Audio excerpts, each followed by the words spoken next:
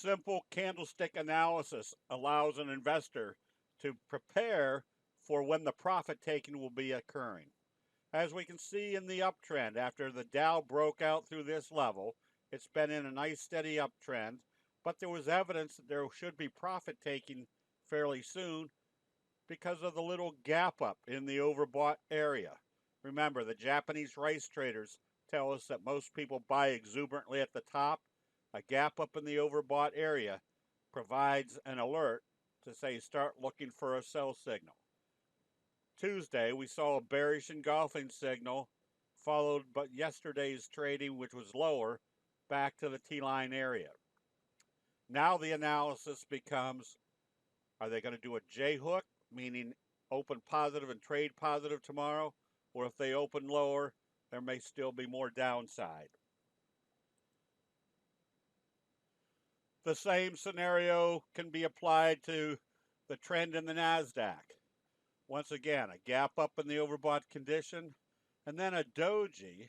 On the same day, the Dow did a bearish engulfing signal, which made it fairly clear, based upon the doji rule, that if they opened it lower, it was going to start trading lower.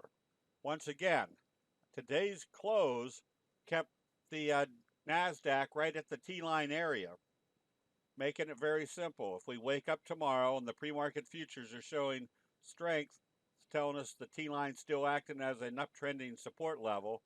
If it opens lower and starts trading lower, it's telling us there's more downside, that the bears have finally taken control. The T-line becomes a very useful tool to show when a trend is in progress, as we see in the Tesla chart. When Tesla gapped up, consolidated, but notice what it never did. It never closed back below the T-line. How do you maintain this trend or maintain this position?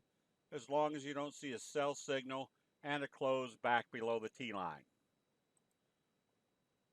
And utilizing the T-line in conjunction with strong candlestick signals. For example, the doji right here, followed by a gap up, your best friend. And the fact that they did it right off the T-line adds that much more credibility or probability that that trend is starting on the same magnitude as this trend right here.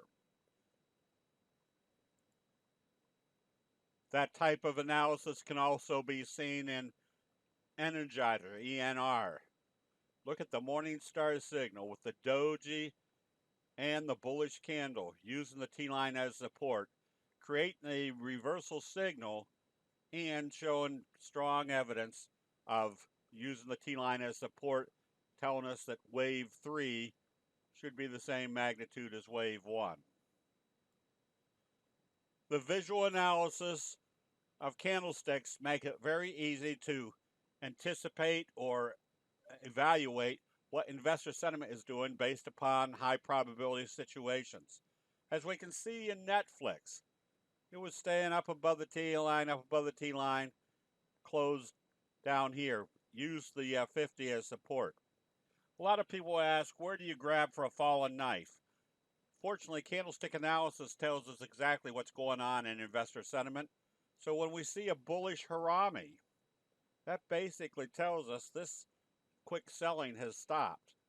If we see a bullish harami and it opens positive and trades positive the next day, you can add all that together.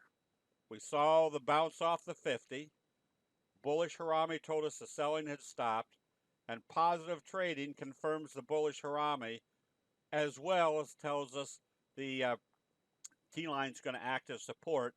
Now our visual analysis can be, looks like kind of a scoop pattern, which indicates this slingshot effect is going to be fairly strong.